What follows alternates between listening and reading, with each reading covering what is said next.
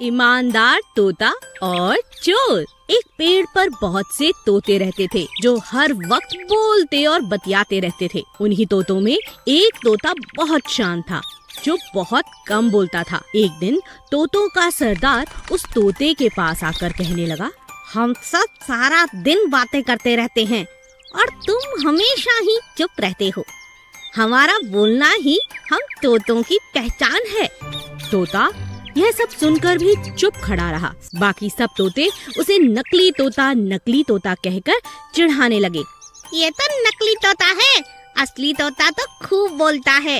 हाँ, ये नकली तोता है। एक दिन सरदार तोते की पत्नी बहुत उदास थी। सरदार तोते ने पत्नी से कहा, भाग्यवान, क्या हुआ? तुम क्यों चुप बैठी हो? स्वामी, कल ही मैं ताजी मिर्च लेकर आई थी। सोचा हम ये ताजी मिर्च को पकाकर खाएंगे, लेकिन मिर्चों को कोई चुरा कर ले गया है। सरदार ने सबको इकट्ठा किया और कहा, तुम सब में से कोई एक चोर है जिसने मेरे घर में से ताजी मिर्चें चुराई हैं। मेरी पत्नी ने बताया है कि उस तोते की चोंच लाल रंग की है। तभी एक तोता कहने लगा, सरदार, हम सब की चोंच तो हरी है। यह तो सिर्फ 2 ही तोते हैं जिनकी चोंच लाल है। हाँ, एक तो नकली तोता है और दूसरा बहुत बोलने वाला तोता है। दोनों तोतों को सभी के सामने बुलाया गया। सरदार ने पहले ज्यादा बोलने वाले तोते से कहा, बताओ, क्या तुमने चोरी की है? नहीं सरदार, मैं तो भोजन की तलाश में दूसरे जंगल गया था। पक्का नकली तोते ने ही चोरी की होगी। सरदार ने नकली तोते से पूछा, तुम बताओ, क्या ये सच है? तुमने ही चोरी की है? नहीं सरदार जी, मैं तो अपने घोंसले में सो रहा था। तभी सरदार ने दोनों के घर में तलाशी करने को कहा। ज्यादा बोलने वाले तोते के घर की तलाशी के दौरान उसके घर से मिर्चों के बीज मिले। सब इकट्ठे हुए। सरदार ने उस तोते को गुस्से में कहा, तुम्हें सजा मिलेगी। एक तो तुमने चोरी की, ऊपर से झूठ भी कहा। तभी नकली तोते ने कहा, सरदार जी, इसे छोड़ दीजिए, इसकी यह पहली गलती है, इसे माफ कर दीजिए। तब सरदार ने कहा, तुम इसकी जान बचा रहे हो, लेकिन इसने अपनी जान बचाने के लिए तुम्हारा नाम लिया है। हाँ, लेकिन मुझे इससे कोई शिकायत नहीं है। आखिर हम सब एक ही तो हैं, सबसे गलती हो जाती है। सरदार के साथ सब नकली तोते से बहुत खुश हुए। सब उसे बहुत प्यार करने लगे और ज्यादा बोलने वाले तोते ने भी उससे माफी मांगी। सब तोते खुशी खुशी एक साथ फिर से मजे के साथ रहने लगे। ईमानदार लोमड़ी। एक जंगल में एक लोमड़ी थी जो बहुत ईमानदार थी, लेकिन वह बड़ी उदास रहती। कोई जानवर मुझ पे विश्वास क्यों नहीं करता? सब मुझे चालाक कहते हैं। मैं ऐसी तो नहीं हूँ। मैं सबको यकीन कैसे दिलाऊं? लोमड़ी जंगल में टहलने लगी। तभी उसने 2 मुर्गियों को खेलते हुए देखा। मुर्गियाँ, क्या मैं आप दोनों के साथ खेल सकती हूँ? नहीं, हमें नहीं खेलना। क्या पता तुम इस बहाने हमें खा जाओ। नहीं, मैं ऐसा नहीं करूँगी। मैं तुम्हें नुकसान नहीं पहुँचाऊंगी। मुझे बस खेलना है। नहीं, हम जा रहे हैं। हमें अपनी जान बहुत प्यारी है। हमें अपनी जान को खतरे में थोड़ी डालना है। दोनों मुर्गियाँ वहाँ से चली गईं। लोमड़ी फिर से उदास हुई और अपनी गुफा में चली गई। थोड़े समय बाद वहाँ पर भालू का बच्चा खेलते खेलते आया। उसने लोमड़ी को देखा। ये लोमड़ी कितनी मासूम है, अकेले अंदर बैठी हुई है। मेरा मन कर रहा है इसके साथ क्यों ना मैं खेलूं। भालू के बच्चे की बात लोमड़ी ने सुन ली और यह सुनकर वह बहुत खुश हो गई। लोमड़ी गुफा से बाहर आई और कहने लगी, भालू जी, क्या आप मुझसे नहीं डर रहे? नहीं, मुझे तुमसे डर नहीं लग रहा।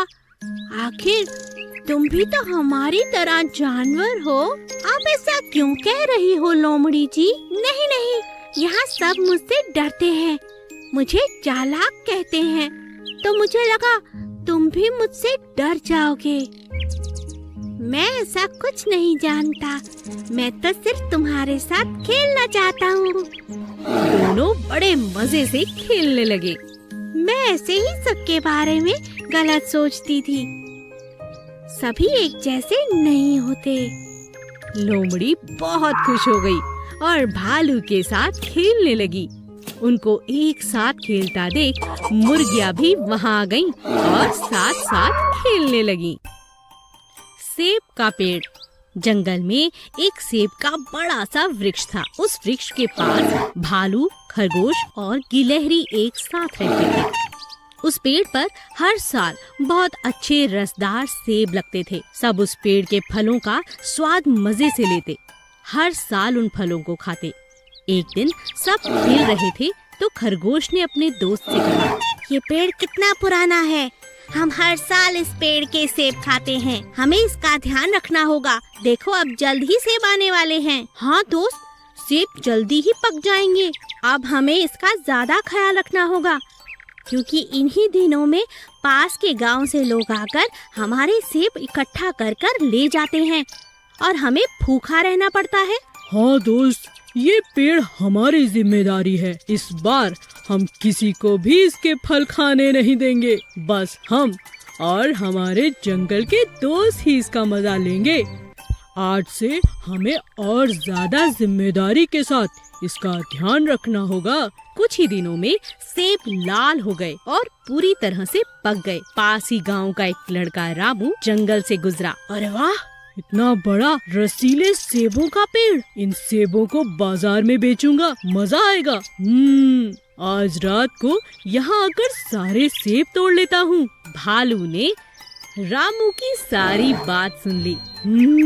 आज याद रखना होगा, हमें नहीं सोना। पास के गांव से एक शिकारी यहाँ आकर हमारे सारे सेब ले जाना चाहता है। नहीं नहीं, हम ऐसा नहीं होने देंगे। तो ख्याल रहे, उसके आते ही उसे भगाना है। ठीक है दोस्त, ऐसा ही होगा। गिलहरी और भालू वहीं पेड़ के पीछे छिपकर उसका इंतजार करने लगे और खरगोश से कहा, जाओ, जाकर देखो वो आ तो नहीं रहा, जल्दी खबर देना। हाँ, मैं अभी जाता हूँ। खरगोश बड़ी तेजी के साथ गांव की तरफ गया और उसने जैसे ही रामू को पेड़ की तरफ आते देखा, भालू और गिलहरी को ये बात बता दी। वो यहीं आ रहा है, जल्दी कुछ करो। जैसे ही रामू पेड़ पर चढ़ने लगा, भालू उसके साथ पेड़ पर चढ़ गया। इतना बड़ा विशाल भालू देखकर रामू जोर से चिल्लाया और पेड़ से गिरा। भालू, भागो भागो भागो। बिना सेब उठाए बेचारा रामू दुम दमाकर वहाँ से भाग गया। हा हा, हमने शिकारी को भगा दिया और अपने पेड़ को बचा लिया। हाँ, इस बार हम किसी को अपने सेब खाने नहीं देंगे। मूर्ख शेर और लोमड़ी। एक जंगल में शेर रहता था। एक दिन वह पेड़ के नीचे सो रहा था और जोर जोर से खर्राटे मार रहा था। तभी वहाँ से भालू गुजरा और शेर के पास जाकर कहने लगा, जाओ शेर, अपना मुंह धोकर आओ, तुम्हारे मुंह से बहुत बदबू आ रही है। तुम होते कौन हो मुझे ऐसा कहने वाले? चले जाओ यहाँ से, नहीं तो तुम्हें मार डालूंगा। भालू वहाँ से चला गया। तभी शेर ने अपनी गुफा में लोमड़ी, भेड़, खरगोश को बुलाया। सभी जानवर गुफा के पास इकट्ठे हुए। शेर ने पहले भेड़ से पूछा, भेड़ बताओ, मेरे मुंह से क्या बदबू आ रही है? नहीं महाराज, बहुत ज्यादा बदबू आ रही है। शेर को गुस्सा आया और उसने भेड़ को मार डाला। खरगोश बेचारा यह देखकर बहुत डर गया। तब उसकी बारी आई। खरगोश, तुम बताओ, क्या मेरे मुंह से बदबू आ रही है? नहीं नहीं नहीं शेर जी, कोई बदबू नहीं आ रही। आपके मुंह से तो बहुत अच्छी खुशबू आ रही है। झूठ मत बोलो, अभी बताता हूँ। शेर ने खरगोश को भी मार डाला क्योंकि वो बहुत गुस्से में था। लोमड़ी ने दोनों को ऐसा करते हुए देखा। वह समझ गया कि उसे क्या करना है। लोमड़ी, तुम तो मेरे दोस्त हो, तुम बताओ, क्या मेरे मुंह से बदबू आ रही है? महाराज, पिछले कुछ दिनों से मुझे ठंड लगी रही है, जिस वजह से मेरी सूंघने की शक्ति बहुत कम हो गई है, इसलिए मैं अभी आपको कुछ नहीं बता सकता। ठीक है, मैं तुम्हें छोड़ देता हूँ। जब तुम ठीक हो जाओगे तब मेरे सवालों का जवाब देना।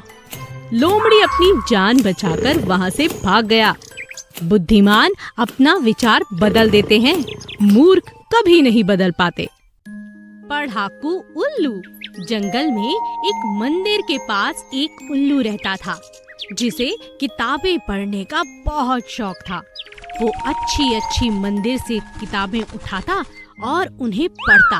असल में वो किताबें पढ़ता नहीं था, केवल किताबें पढ़ने का दिखावा करता था और जंगल के सभी लोगों को डराता था।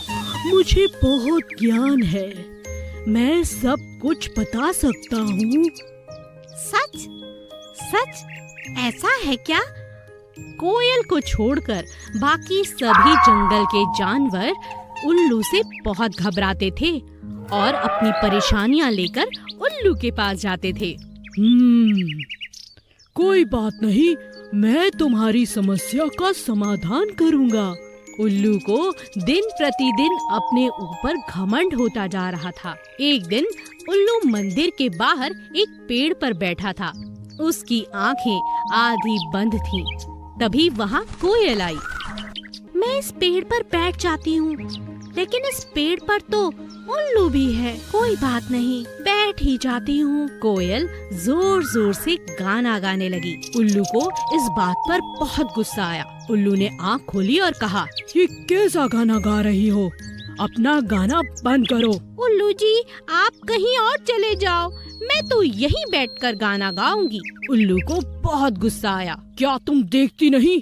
मैं अभी पुस्तक पढ़ रहा हूँ। मैं बहुत बुद्धिमान हूँ। तुम्हारा गंदा सा गाना मैं और बर्दाश्त नहीं कर सकता। मूर्ख उल्लू, आप मुझे नहीं बना सकते। मैं जानती हूँ किताबें पढ़कर तो समझदार बनते हैं, मगर तुम बहुत घमंडी हो। उल्लू को और गुस्सा आया। तुमने मुझे मूर्ख कहा? तुम नहीं जानती मैं पक्षियों में सबसे बुद्धिमान हूँ और तुम मेरे साथ बहस कर रही हो। तुमने मेरे गाने का मजाक उड़ाया। केवल बुद्धिमान ही जानता है कितना मधुर गाना गाती हूँ।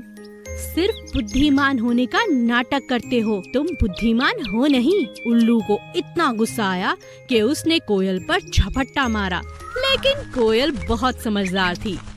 वह खुद पर मार खाने से पहले ही उड़ गई। अच्छे व्यवहार का पता किताबों से नहीं, बल्कि हमारे व्यवहार से चलता है।